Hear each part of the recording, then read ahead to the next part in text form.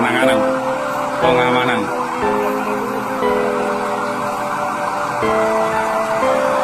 Untuk mengantisipasi keluarga dari korban.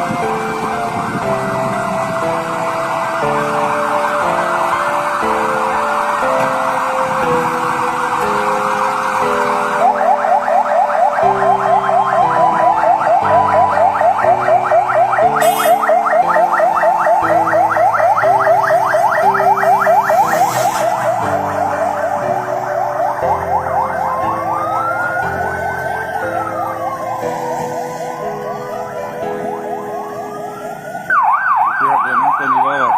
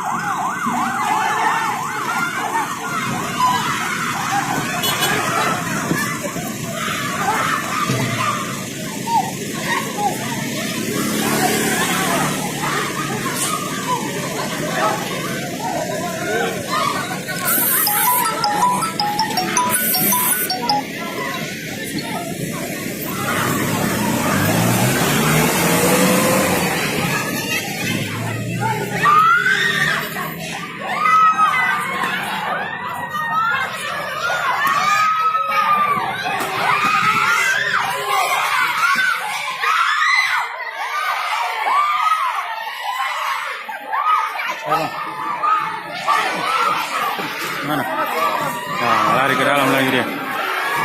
Biar rumah sakit yang diserang lagi ini. Ayo, Bang. Saya mana? Ada di.